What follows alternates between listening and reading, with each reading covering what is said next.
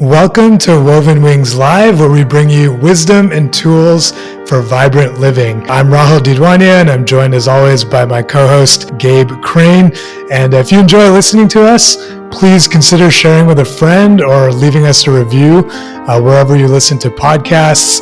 And please join our newsletter, which you'll find linked in our show description, just to follow along our journey. Today's episode is called Playing with Resonance, getting a feel for an emerging methodology. And for longtime listeners, if you're wondering why I'm opening the show, it's because our own Gabe is our expert, so to speak, today. And we're going to be diving in and talking about this idea of resonance, which is something that Gabe has been developing and is kind of used as a label for an emerging methodology that he's been developing and putting into place. So very excited to look into that and to learn more about it. And Gabe, just want to bring you in and see how you're feeling about showcasing your brilliance to the world today. Yeah, thanks for that, Rahul. I guess I'm feeling a mix of things. I wouldn't be honest if I didn't say I wasn't feeling nervous in some way. And also, I think underneath that, I feel this joy, like this joyfulness. I think when we were prepping this episode, I was feeling that also, but it's just this sense of excitement. And I think there's some wonder in that too, when you are creating something and it starts to see the light of day and it starts to move out into the world. And there's just something that's very fun and exciting about that. And I think, as we'll get into, it's related to this idea of resonance. There's something resonant and humming inside my body right now, I think. And so that with like a little bit of just like also shit hitting the fan of just like, what are we doing here? Just that combination. Yeah. It's also fun and interesting that we haven't done an episode with just the two of us in almost, I think, over a year now. So this is a change of pace for us. I mean, last time we did our episode with each of our wives, and today it's just the two of us. So I think for me, I'm also enjoying just switching things up and playing around a little bit and seeing what we can continue to create, drive from our curiosity as we keep building this project forward. Yeah, I mean, that's so important. I think we've definitely come a long way, I think, from when we were doing like our first episodes almost 2 years ago now, where we were, I think, both experiencing this same sense of nervousness and, uncertainty about what we're doing. And then you kind of get into a rhythm and you find your process and your system and things get streamlined. And we've had all these amazing different guests on here. And I think we'll be doing that again in our next episode. And so I think when we have these opportunities to switch it up and to get out of a routine,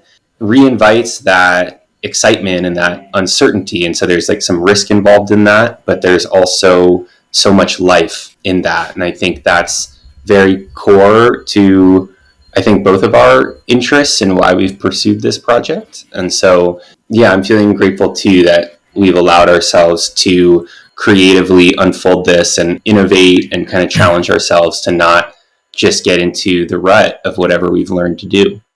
So, use that as a segue just to start to get into it, because I'm excited on a personal level, just to go deeper. As some background for those listening, Gabe had sent me a paper about this resonance theory that he's been developing.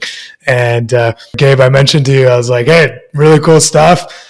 Also kind of want to just talk to you about it because I don't get all of it. And so excited to dig into it. And this idea of resonance, right? We hear this word a lot, I think, in coaching circles especially, and just this idea of like someone says something and you're like, oh, that resonated, or we hear about resonance in the context of music. Just to start with the basics, like what is resonance, both as a general concept, just what it means as a word and as a concept, as a theme, but also for people, right? What does it mean to feel resonance?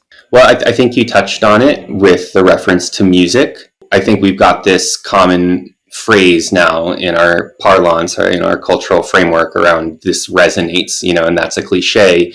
And we say it and we know that that means that we like something, I guess, like a basic level that resonates, feels true to us also in some way. But I think that when we really pause and actually spend time with what this term is, we really start to get at more of its inner meaning. And resonance is this musical term. I think it's essentially another expression of harmony. And when something resonates, it reverberates. It's something that is what comes out of tuning an instrument. When we tune an instrument, you have a string, for example, on a violin. That's what I grew up learning to play. And if the string is too lax, then you won't get any sound at all. You get like a weird twang. And if it's too tight, when you pluck the string, it's going to break. But instead, when you pull it to just the right tension, then it creates this beautiful note. And that note, when you pluck it, it reverberates throughout the room that you play it in. And this experience is something that I think is very, very important to us. And when a lot of my background and where this idea and this kind of emerging methodology comes from, one major influence is Ren Shui, which is a system for life development. It's based in traditional Chinese martial arts. And this idea of harmony and of finding this balance inside that creates that is really central to the whole process. That's kind of what a good state is, what good life and good decisions, healthy outcomes all come from that space. And so rather than just being on this surface level of that something is truthful or that we like it, I think resonance is really an entire way of being. It's a goal to strive for. It's a way that we are wanting to experience life in resonance. We want to experience the harmony of the universe, and we don't always get there. Sometimes we're definitely not in that resonant state. And so in that sense, it can be kind of a guiding light for us. We can sense into whether our state of being, whether the experience we're having is musical, if it is resonating in this way, not as a concept, but inside our body, inside the depths of our being, and then follow that as a guiding principle and see where it takes us. I'm just taking everything you said and running with the image of the violin or the string. And I think what's coming to me first is this idea that, hey, if the string were not ideal tautness, so to speak, and it pluck it, and maybe it's not so tight that it breaks, but it produces some quote unquote suboptimal sound, would we know it? If we hadn't been conditioned or exposed to hearing what quote unquote beautiful music is and viewing it in that way, would we be able to know it? And kind of what I'm getting from what you're saying is that there, and maybe this is extrapolating too much, but I'd love to hear you talk about this, is like, no, there actually is something like deeply intuitive and deeply potentially even ingrained about in the feeling of resonance. Like even someone who maybe has never heard a violin, they hear the too taut string, they hear the perfectly tuned string, and then the one that's maybe too loose, they would be able to feel a difference, and not just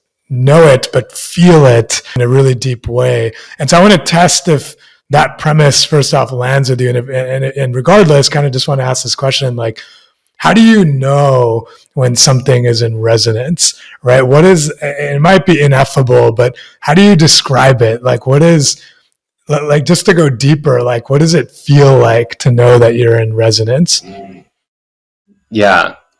No, I really love where you're going with that, because I think there is something within this that is deeply intuitive and innate. And I think as one caveat, that's not to be confused with a kind of uniformity, or that there's one notion or idea of beauty that resonance is expressive of. Like if we think about violin and like classical European music, and like these kind of orchestral arrangements with this like the beautiful things. Like, so like that's one expression of beauty. And then like boom, you end up with like American jazz, like a different influence, or you connect with tribal drumming and it's a different way of being resonant. It's a different way of making music. And I think that diversity is very, very important. And it's like a core ingredient. It's a basic trait or feature of the world that we live in. And it's something that we really have to understand. And so, when you extrapolate, right now we're just talking about the notion and the nature of resonance, but this is really understood as something that it applies to us as individuals. It applies also to our work in groups. It applies to the political negotiations between countries and peoples. So it's really something that is relevant at all different orders of life. And when we get into that relational part, it's really important to recognize that a big part of resonance, especially in social circumstances, is being able to appreciate differences and appreciate the diversity of others that are not like you, who don't necessarily perceive resonance in that same way. And so there's that diversity component. And then at the same time, yes, there's something innate. And I think that resonance is not something that we know conceptually, but it's something that we feel intuitively, deeply from deep inside ourselves. And it's something that is really predicated on the laws of nature, or in Ren Shui, as I mentioned, one of the influences for this, we talk about the laws of life. When we find resonance, what we're really doing is following the Tao. We're following what's natural to our beings, to our deepest sense of ourselves. And that's something that we inherently know, and it's something that we can be guided by the feeling that it creates. And that's something that's universal. So however it becomes expressed, maybe we experience that feeling differently, you and I, or people in different places and cultures. But nonetheless, we all have that feeling, and we all have that ability to access that. And that's very important because it is, in that sense, it's universal. So universal that it's universal amongst humans, but it's also beyond human life. It's based on these laws of nature that are beyond that. You can see this in the movement of celestial bodies, or in like the formation of the universe. You could say that the gathering together of I'm going to betray the fact that I don't know my physics that well, but like all the different chemicals and molecules that come together to form a star, they're drawn together, we could say, by like a gravitational force. But that the existence of the sun in the midst of vast space reflects a resonance around a purpose, or just a form of existence amongst the molecules that are present there in that sun. And that's needed in order for anything to exist. Just to continue with this music metaphor, I think one way that you can see that as an example, kind of the universal nature of this, is with animals. Animals, like pets, sometimes can be very attuned and aware of music. And when their owner is playing the piano, they come and sit and listen, and they purr. They enjoy the feeling of being there. And that's something that, again, it's specific to that animal. It's that cat in that arrangement in that house. But it is something that we all do have access to. And I think that's very important to not lose sight of amidst our diversity, that there is this very fundamental thing that we all share and that we can all connect around, even if it's different for each of us. Yeah, the part where you were talking about being in connection with ourselves and feeling inner resonance, or resonance kind of, within ourselves, got me thinking about that idea of like peak experiences. I don't know if that comes from Abraham Maslow or something, but there's that idea that, hey, there are these experiences that people can, if you ask them this question, like, think of a peak experience where you felt alive, or you felt fully in flow, or you felt, kind of the best version of yourself, or totally present version of yourself. That's like one of those types of questions that I think, from what I'm understanding, can help people pinpoint a moment where they felt resonance, without saying like, hey, when have you felt resonant, right? It's like, no, it's like a way to get there, and grounding them in something in that vein. And so I think the idea of like resonance within self to me feels more accessible or intuitive, but I really want to pick up the thread you had around the relational side of it, which is like, hey, if what is resonant for you, Gabe, is different than what's resonant for me, Rahul, how are we still able to find resonance between each other or collectively? And I don't know if that question is even worded correctly, if I'm understanding all the terminology, but it's kind of like, how do we sync? I think in my mind, like I heard what you said around the like appreciating each other's differences. The way I think about like resonant harmonies is that the frequencies need to match up to some degree. They don't have to be the same. They need to just be like in a configuration that they're not clashing, right? And maybe this is starting to hint at what the answer here might be, but I'm curious if you can speak what resonance feels like or what contributes to resonance in a relational context. Yeah, let me see if I can get there through a couple of things. The first thing is that resonance is talked about like kind of the musical nature of it so far, but I think resonance is also a basis for health. So if we're in a resonant state within ourselves, or we're in a healthy state, if we're in a calm, relaxed, and natural state where we're not stressed, we're not experiencing kind of the jagged edges of life, that's actually the optimal state for health. That's the state within which our body is going to perform its best. All the different systems within our body will be able to work together in synergy, and that, without citing a bunch of scientific studies, but that's based in science. Stress causes disease. Stress is a dissonant experience. It's an experience of leaving the resonant state, and for some reason or another, that I've got to do this, I've got to do that. And so resonance is the basis for health on the personal level. And then when we expand that into what you're asking about the social dimension, I think that we have to understand that there are many, many layers, an infinite number of layers really, to this resonant experience. It's not like on the one hand, you could say there's some quintessential experience of harmony that we all know. But on the other hand, when you look closely at it, it's really this gradient that has no beginning and has no end. You could be like resonant with like a slice of pizza while you're watching like a Netflix show, right? It's yummy and I like it.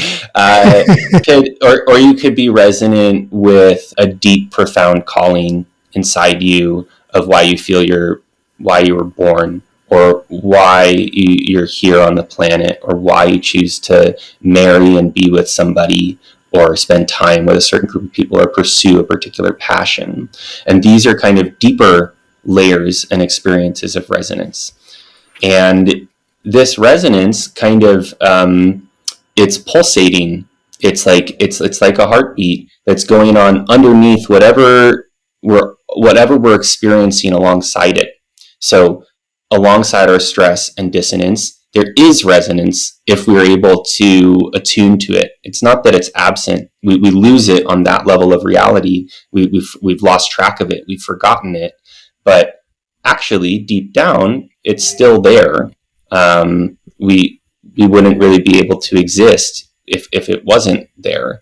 And really, it's about being able to rediscover it, to remember it, to find it again. And so when we think about interactions with other people, or this experience of disconnect or difference, I think part of it is recognizing that, yeah, music involves pretty parts and not so pretty parts.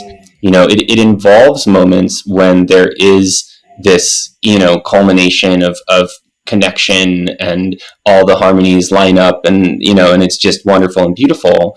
But it also involves like the second movement, where it's like a little bit unclear where it's going, and you're kind of tiptoeing through a scary forest, and it's not clear if there's going to be a good outcome, and you might get eaten. Or in an interaction with someone else, like you and I could relate that even very simply in our own working relationship, how we've known each other over time, there's times when we've felt more in tune, and then times when we've felt like less in tune. But all of that is taking place within one totality of our relationship. Our total relationship encompasses both of these dimensions. I think a lot of it is that we need to start from ourselves, from the inner position of cultivating that awareness. Because when we get caught up in the experience of dissonance, of the loss of our state, then we forget these things. We're not as aware that this is the total reality, this is the total truth. And that leads us to perpetuate dissonant things. That leads to like the breakup of the band, that leads to frustration, anger, arguments, conflict. But if we cultivate this understanding that actually underneath that there still is resonance, there are points, there are opportunities, then I think that creates openness between us and others. It creates the opportunity to see across differences and diversity, that that diversity is valuable, that it's beautiful. Again, this goes back to like, what do we consider beautiful and what do we consider resonant? If we can develop more of the ability to see that even so-called dissonant experiences, or when I have a difference of opinion with someone else, that's actually an opportunity to potentially create more intricate, more complex music, then that changes the nature of that interaction from an argument, from a conflict,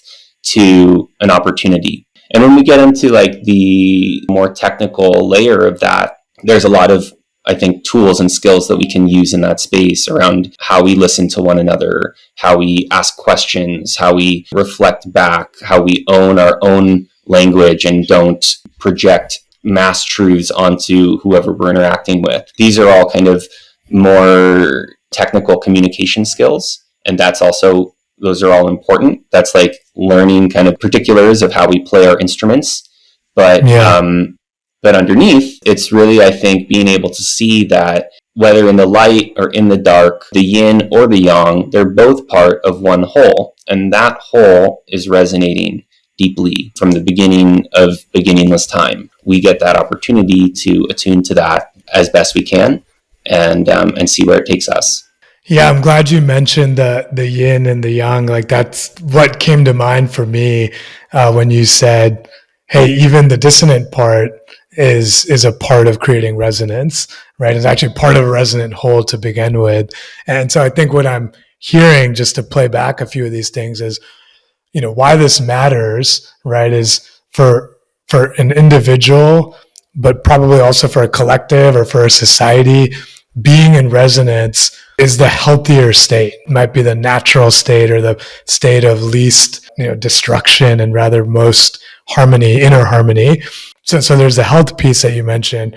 There's also that resonance allows or opens up the possibility of creating harmony with others and connecting. And there's this just feels expansive and positive, or at least my association with all these things is that it's a very positive force that feels good. It just feels like positive. Like, I don't know, I just keep coming back to that idea. But what's cool about the yin and the yang piece is that, even the dissonant part you're saying can be viewed as an opportunity, right? Versus it being something that's necessarily taking away from resonance. And it might even help define that resonance in contrast to itself, right? Like it being the dissonance. So I guess, am I tracking all of that correctly? Does that what you're suggesting here? Yeah. I think that's really well put. And what it makes me think of is one of my main backgrounds is in conflict work. I guess that started out as conflict resolution work and mediation work. And then it's kind of transformed as I've gone deeper in that field into like more of a sense of conflict management work or negotiation. And I think that this is something that I use in that context. And if you think about conflicts, whether it's an inner conflict, but especially thinking about social conflicts we have with other people or that groups have with one another, often the conflict itself becomes so overwhelming and so draining that it just sucks up all the oxygen in the room. And in psychology, for example, there's this sense, this other approach of having more of a strengths-based approach to kind of have an appreciative inquiry, to focus on what's working, as a way out of that, as a way to focus the consciousness around what's going well. And if we can do that, then we can kind of stay out of this spiraling pit of destruction, of toxic conflict and negativity.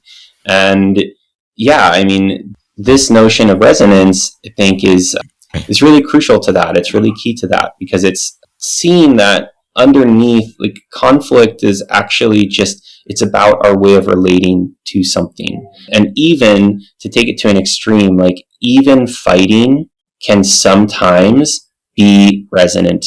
Like, sometimes it's just time to have a big argument. And I'm not saying that therefore we should just embrace being angry or yelling or committing acts of violence or anything like that. But if you just study the nature of things, of life, that there is this yin and the yang, or to borrow from process work, which is another major influence for this approach. And we've had Elsa Henderson for an episode on this show to talk about process work. But in process work, you'll have this primary and secondary process. And the primary process is what we identify with. And the secondary process is everything we disavow, everything that's wrong, the problem, it's the other. But actually, when you study it, this is the yin and the yang of one total situation, one totality. And so really, like, the dialectic between these two that has the opportunity to become more resonant. We can apply our wisdom, our awareness and understanding to the situation. That's, as conflict workers, how we can improve the situation, how we can help it move towards maybe a more classical sense of harmony and resolution and resonance between the parties. So Gabe, I just want to jump in here, because I think you captured a lot there, and I want to make sure we're that I'm understanding and grounding all this. So what you said, when you said, hey, even a fight can be resonant, that threw me off a little bit. I was like, what? Like, how, and I think you started to get to it at the end. It's like, there's this like classical idea of harmony. That's what I think of when I think of resonance. Like, oh, when you and I are in tune, and we can feel it, we can feel like we're adding to each other, right? And it's like we're in sync and we're multiplicative at the same time. Like, that is a feeling I'm like, oh yes, that's resonant. And yet what you're saying also is that actually even fighting can be resonant. And what I'm understanding is that it's because it can be a gateway to unlocking that classical harmony. And so it's actually, the resonance is still there. Maybe it's a dissonant surface level experience, which is the fight, but there's actually something that's clamoring to connect a more resonant frequency. And that's what I'm understanding. But can you clarify if that's right? And can you also provide like an example to help ground some of this specific conflict context that you're talking about here? Let's see if I can come up with an example. I'm not so sure. But to start with, about the way you're taking that, I think that's exactly right. It's a opportunity. It's a gateway into the possibility of deeper resonance. And one example is just, if we're watching a movie, to switch our metaphors from the musical ones we've been using into more of a narrative metaphor. Movies would be boring if they didn't have conflict. Like, that's why we watch the movie, because it has drama, it has uncertainty about what will happen in the end, and that's what makes something interesting. If it were only just resonance in like a kind of classical harmony sense, I also think that's actually really beautiful and a worthwhile use of our time. And depending on where you're at in your journey, I think some people might really just gravitate towards that. But for a lot of us, in day-to-day life, we like watching movies and shows because they do show us the tension between these different points in life. And so, yes, I think it's exactly right what you said, that it opens up a possibility. And I should clarify with this idea that fighting can be resonant. I think it's within that context that, as you're saying, that I think that becomes true. If there is if fighting can be transformed into debating and can be transformed from there into dialogues, and there is a expression of listening and respect that gets exchanged between the parties, then I think you're in a movement towards something that's more and more resonant. Fighting also can be really destructive, and it can destroy the world, and it has that ultimate capacity. We're recording this while there's a war going on in Ukraine, right? And like in the backdrop of that is like that humans literally have the power to destroy the world. We could just explode the world with all our nuclear weapons if it came to that. And it doesn't seem like that will happen, or God forbid, like blah, blah, blah. But like it actually has that capacity.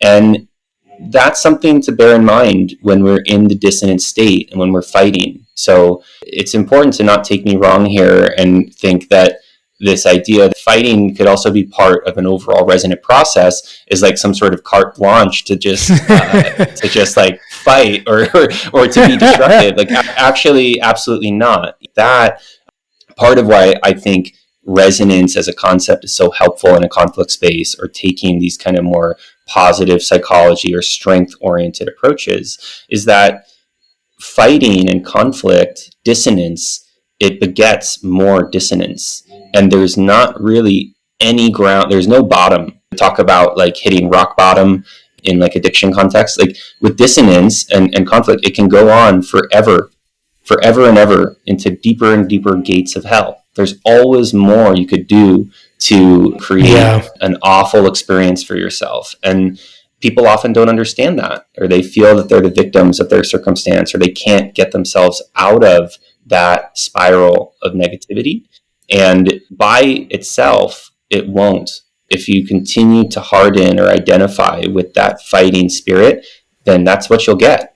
And, I think ultimately we do actually also have to make that choice. We have to. So how do you do that? Like, how do you turn dissonance into a process of getting ultimately into a place of greater harmony, greater resonance, versus falling into that spiral? Well, this is a really deep question, and I think there's no one straightforward answer, but I think we help each other out, first of all. So, we're making this recording. If you're listening to this recording, then doing something in your life that led you to want to explore a topic like this and listen to something like this. So if that's kind of a blessing for all of us, that we happen to be in this moment, that this is what we're spending our time doing.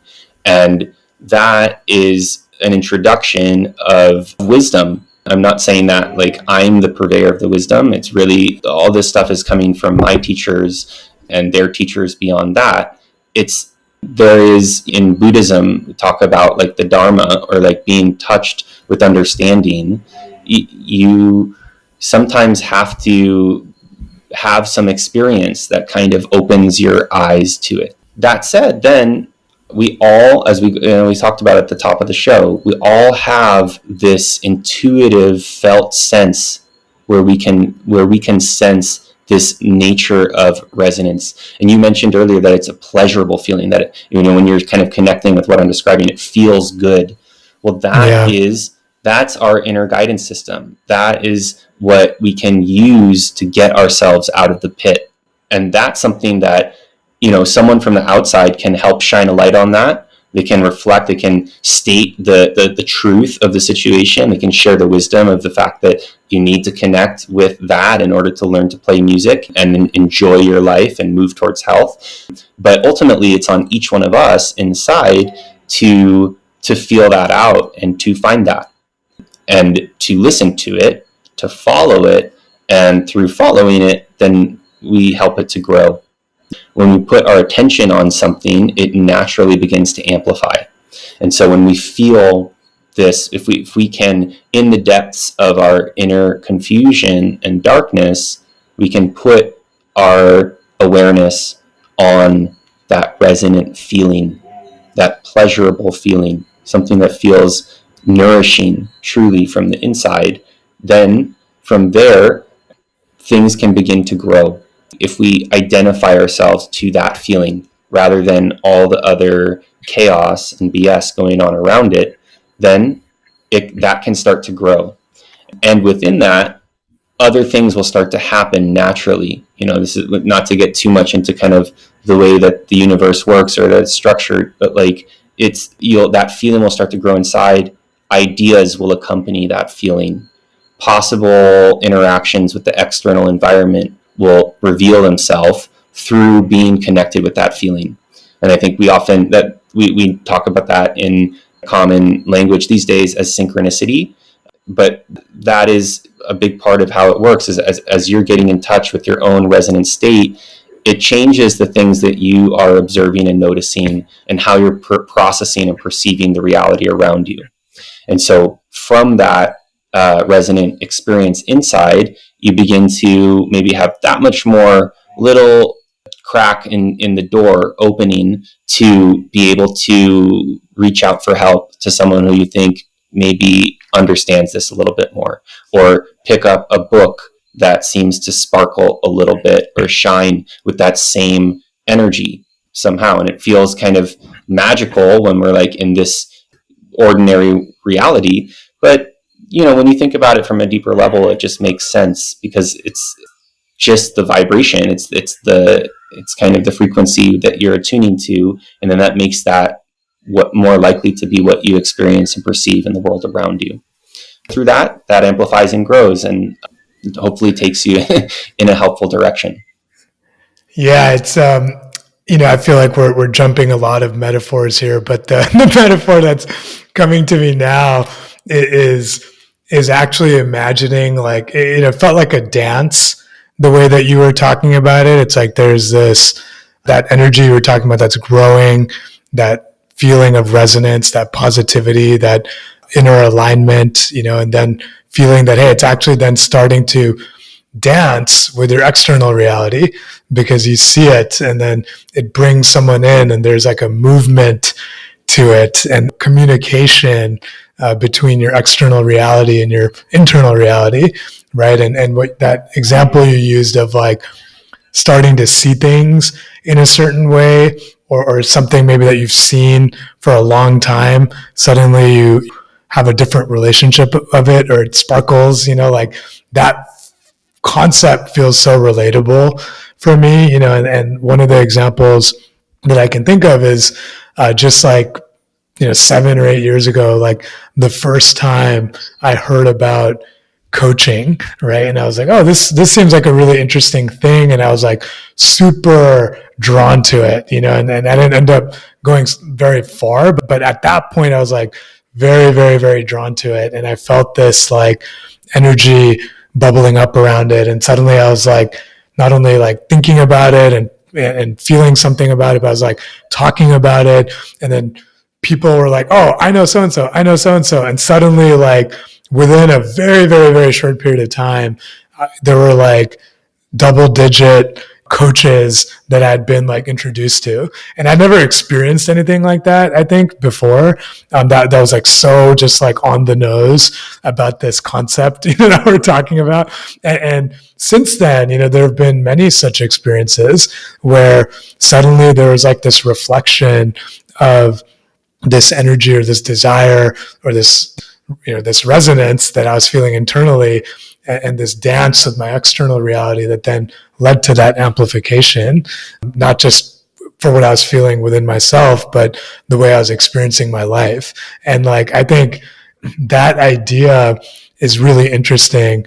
And I think that the question I want to ask you there is, what I'm also feeling nestled in the way we're talking about this is almost like an order, right? And I don't know if there is an order, and that's, I think, the question, which is first cultivate that resonance within ourselves. This is not talking very specifically to the application of a person who's taking this in and trying to figure out what to do with this, right? It's like, do we have to start by finding that and cultivating that energy within ourselves?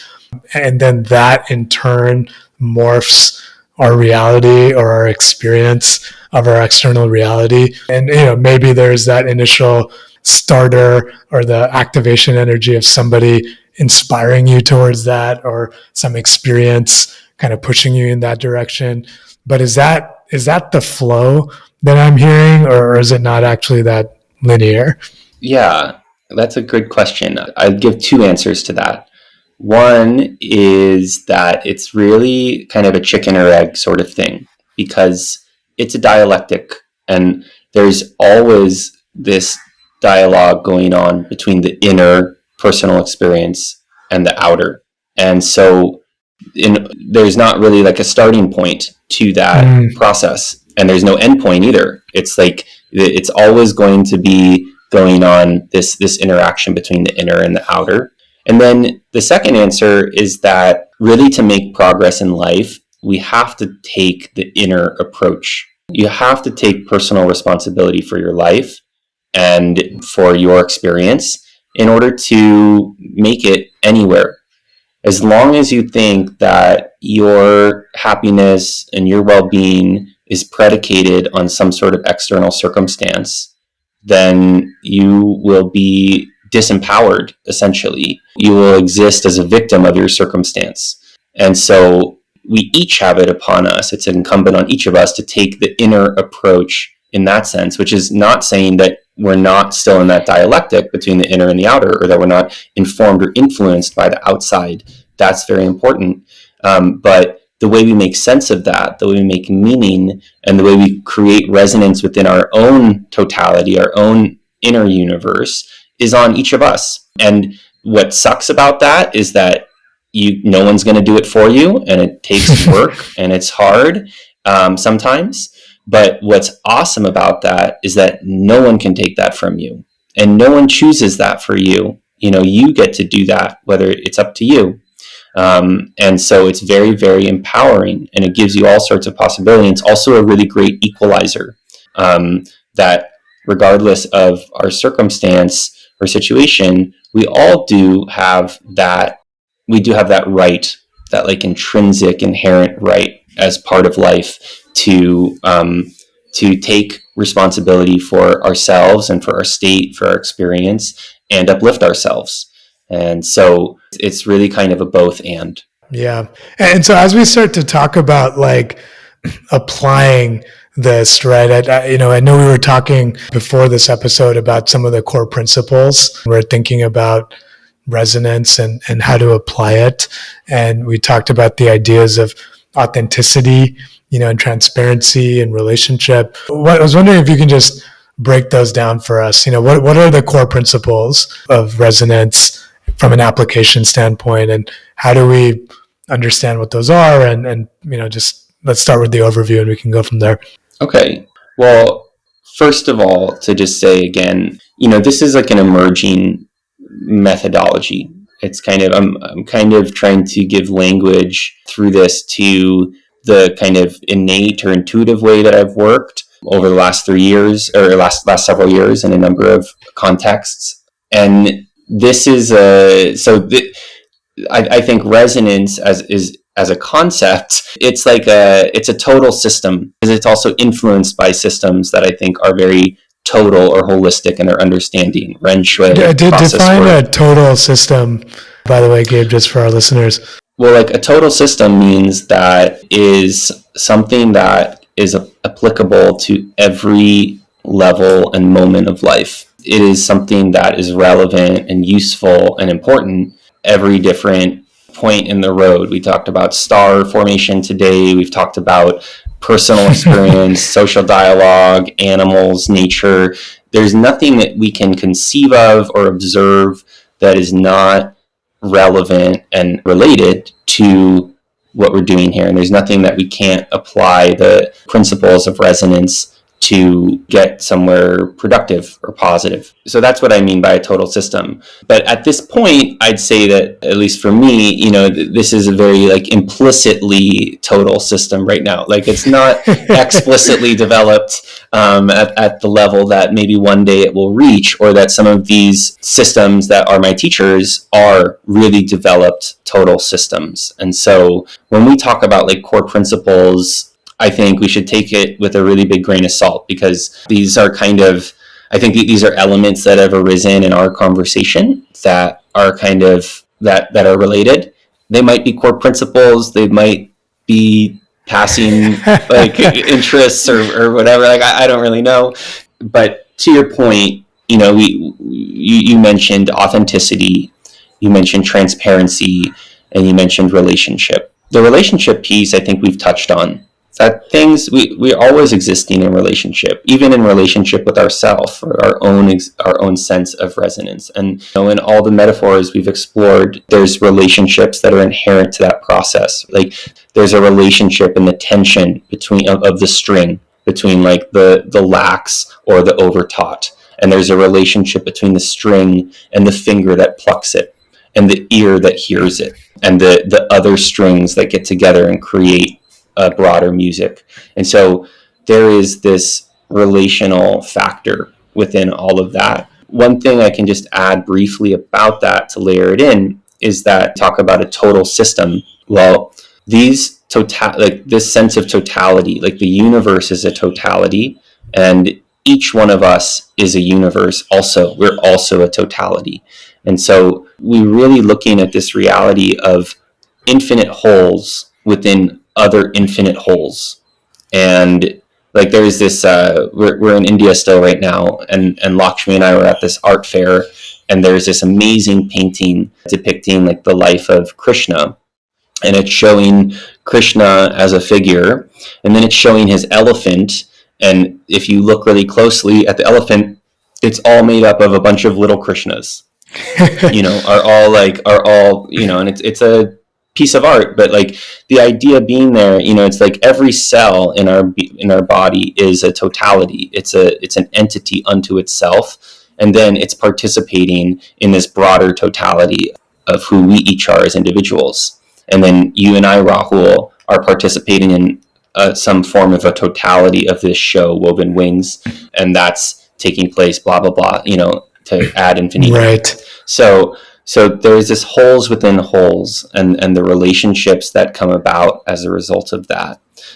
So that's something that's core and important. That's a little bit heady and trippy. I think like the experiences of transparency and authenticity, I think, are worth touching on here in a way, which is, I think that, well, to start with, I think resonance comes from being yourself at a basic level, and what that means. If we start getting heady and thinking about that, I mean, you could dissect that. It doesn't mean anything, or it's always changing. But I think, again, with the felt sense, with the feeling, we get a strong sense of someone when we meet them, and we get a sense that they're being themselves, or they don't have pretense. They're not bullshitting us. They're not, excuse my language, they're not on ego trip. They're not puffed up into some sense of arrogance about what they know and how special they are. They're just being themselves. They're sharing of themselves genuinely. And they're also not like being punched down. They're not like being falsely in denial of what they do know. They're just being themselves. And I think that relates with this idea of authenticity, that we all know what at some point, maybe it can feel very buried. We all know what it feels like to be natural and to be ourselves, and to not be on some crappy trip, basically, and technical term. And so I think this is related to this idea of naturalness. And so I think that's something that's very important for us to practice and to try to do. And in terms of what someone can do to access that more, I mean, there's many different things, but one thing that stands out to me right now is spending time in nature, going into nature and look at nature, be present with nature. It's just being itself. It's not showing off about like who it is or what it does. I mean, you can kind of imagine that sometimes when you look at certain like like certain animals and plants. There's also that too. But nonetheless, it's like it's beautiful, and I think it reminds us as humans to step back from the edge, step back from the ledge that we are often bringing ourselves to with all our fancy mind and ego trips and all the apparatus that we have there. And so spending time in nature, returning to the ordinariness, the wondrous ordinariness of our life is something that I think can be really, really helpful to getting into a resonant state. And then the other piece about transparency is, I think, has to do with the process of giving voice to your experience. And that can be difficult sometimes, but it's the opportunity to express, to name what it is that you are experiencing, and being able to share that to yourself or beyond is really important part of our process. And when we talk about transparency, I think it's a nice value. It's important. And there's also this sense of like, if you think about a transparent self, like ultimately in this deep resonant space that we're kind of talking about as our true nature, that's also a experience of light. There's ultimately, what are we there is light, consciousness being carried on light waves somehow. And so in that level, like it's kind of, there's a sense of transparency. But I think also there's a lot of different sides to life, and life can't actually only exist in only that like pure space. Life also manifests like density and forms, and it creates like shades and shadows. And that's all to say that transparency, like discretion, is also part of transparency. And being transparent doesn't mean divulging everything that you feeling obligated to divulge everything about yourself at any given moment. There's a time and a space for everything. I'm not suggesting that you should just kind of always be sharing whatever is top of mind, because there's a selection process, right? And there's an awareness of context and appropriateness it has all sorts of different factors that go into that. But when we talk about the ability to be honest with ourselves, to be transparent with ourselves, and in trusting relationships or with those that it's appropriate to do so, being transparent with them also, and giving voice to what our experience is, I think that brings our experience to life in a really, really crucial way. And, we've talked about the music metaphor. I think there's, in the story of Adam and Eve in the Garden of Eden, the first thing that God does once he's created Adam is he brings all the plants and the animals to Adam, and Adam names them. He gives them to Adam to name. And through naming them, they take on a reality that's different from the kind of undifferentiated soup of our like inner experience. And so through that process of listening to ourselves, being transparent with ourselves, and giving articulation to our experience, I think that can take us, it can propel our journey forward. And so that's also something that's important to cultivate. Yeah, I really, I want to pick up this thread on transparency in particular, but just to synthesize a little bit, right? It's this, I'm thinking of it as like authenticity is each cell being itself, right? Being present, being natural, at ease, not in any sort of, fake sort of play or theater about what it is, right? It's being itself. And then the cell is in relation to everything, other cells, right? And what you were saying is that even the cells in combination forming an organism, that organism is a cell, in a larger system, and that larger system is a cell in an even larger system. And I think that imagery is, really helpful just to start piecing all of this together. And then what I'm taking around this transparency piece, I've always traditionally thought about it as that context you were talking about, where it's like being able to articulate what you're feeling to somebody else, right? And that relational piece of any given cell being able to express itself to another cell. And what I really like about what you're saying is actually, and what I'm taking in is it's actually really much more about being able to identify and observe something to yourself first, right? You can't really express, something to somebody else without being able to see it that way first yourself. And I think that's where I'm seeing an inextricable tie in a way between authenticity and transparency, right? Is first you have to know, first you have to see what is, right? And be present and what is actually there. And then to be able to describe it, what strikes me, right? You use the word being able to articulate it. What strikes me is that feels like a skill, right? I think we talked about this briefly before. We talked about in general, where one of the things I really appreciate about you, Gabe, is that you have this poetry to the way that you talk about things, or the way that you're able to take a feeling and immediately place it into some sort of a metaphor, right? And take it into a place where the feeling is something that can be understood, right? Not just, typically I'm talking about my experience hearing you talk and taking it in. I'm like, oh, I get it. I get what you're talking about. But first it starts with your own ability, right? To be able to see it that way, to be able to describe it that way. And I'm curious if you can comment on this idea of it being a skill, right? And if it is, right, like how can somebody develop that? Because I have an image of people, right, who they can maybe even be authentic. And so maybe they have that step in place and they can, there's something off, but they're not able to describe it, right? They're not able to describe it. And it feels like that's a skill gap to me. So yeah, just curious if you can speak to that. Is it a skill? And if so, how can we sharpen that skill?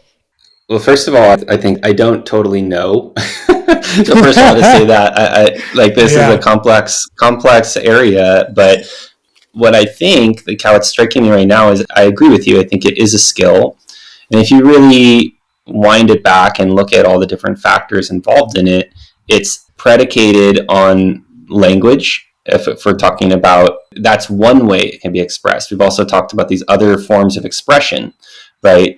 And so when we think about, but just to think about language for a moment, that language is couched within culture, and that is related to education and exposure. And so, I see this with Satori, with my 3-year-old son all the time right now, which is just like the exposure to language. That's what they tell us, to be good parents. You put letters and words around, you expose the child to the language. And if you think about all the different languages that exist on this planet, it's really like that this skill that we're talking about is emergent from this whole broader cultural process of linguistics, language development, or on the musical level, it's the same process of the translation of some sort of feeling into an instrument, into like the construction of that instrument, the traditions around that instrument, how that instrument plays with other instruments, or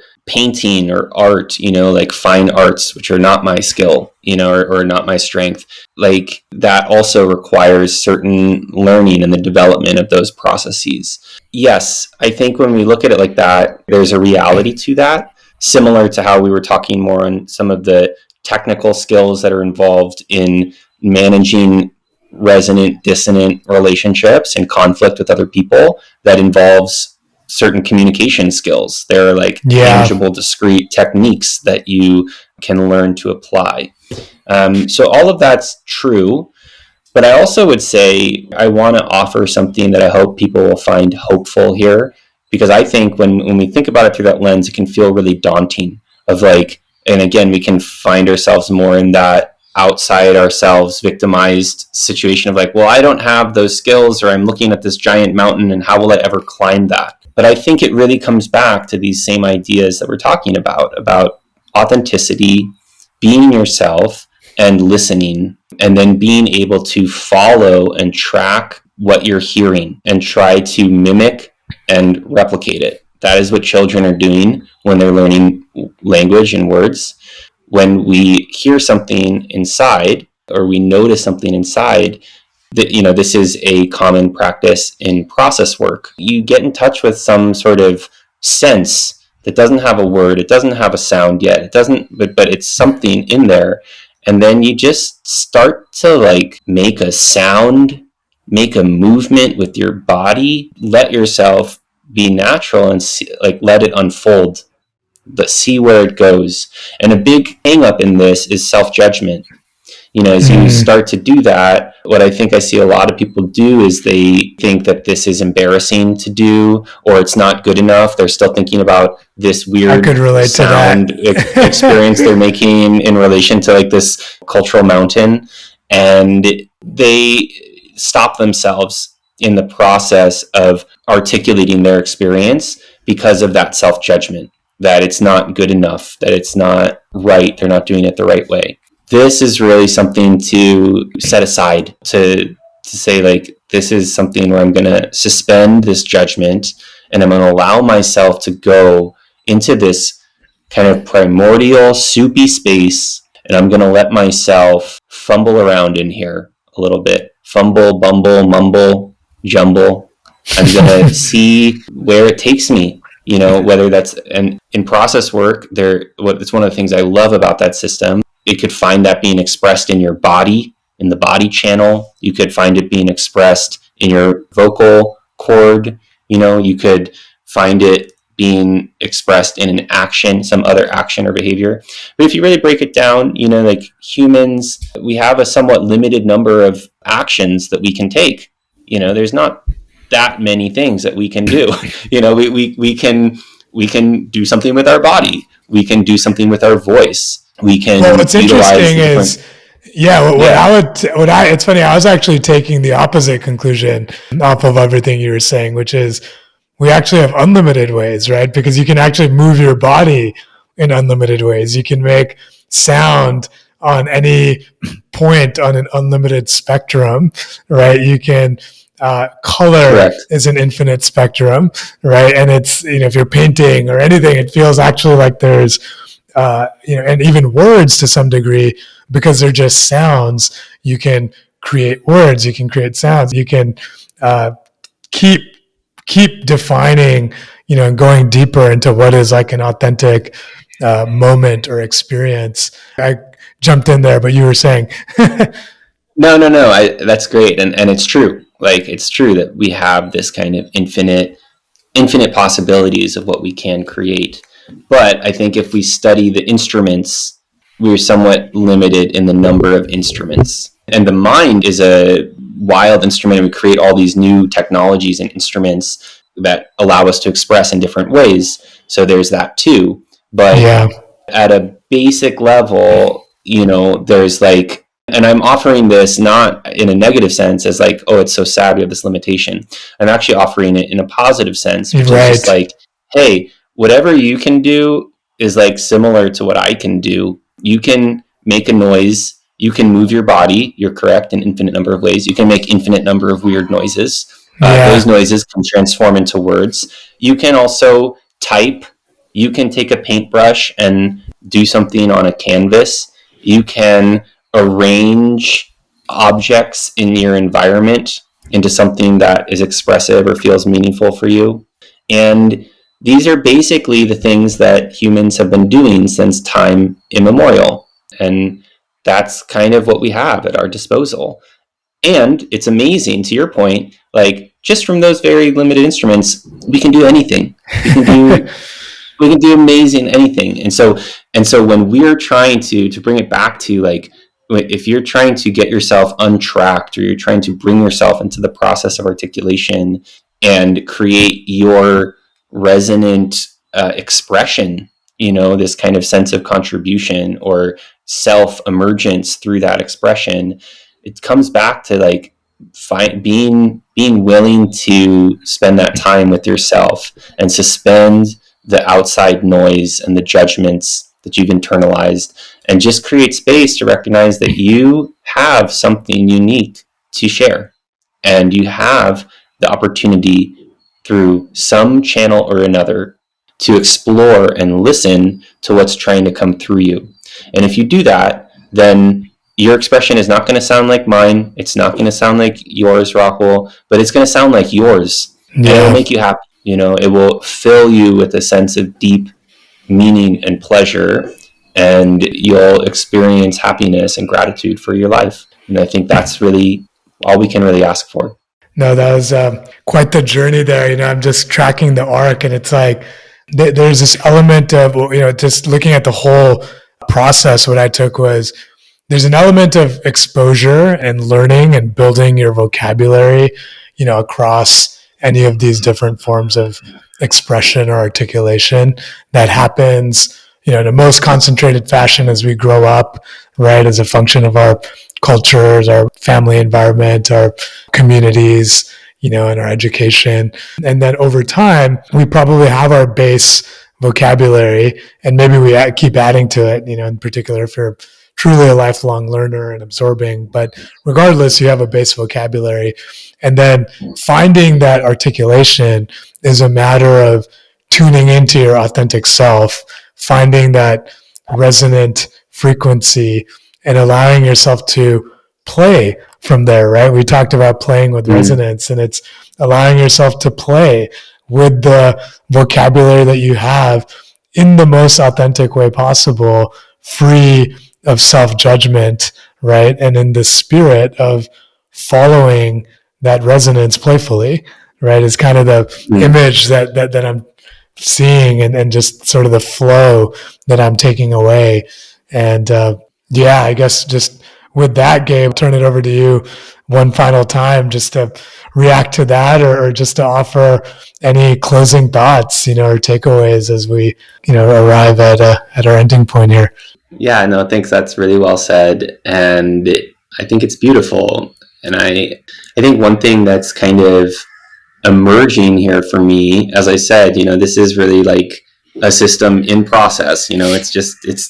It's developing as we speak. And I think something that is like emerging here for me through our conversation is that there is this creative element to this idea of resonance, as I understand it. And, we talked about that in some of the prep for this episode, of some of the like uncertainties and tensions that I've felt of like even bringing this idea forward, or feeling like this is not a fully developed concept, or what do I really have to offer the world, or in comparing, being in a comparison. And again, I can hear, in light of our conversation, I can hear all the judgments that are going on as part of this, but also comparing myself or thinking about myself in relationship to these other systems and traditions that I'm a student in, and seeing how developed and how total they are, and then thinking about myself and like, what can I possibly contribute, or is it even the right thing to do that?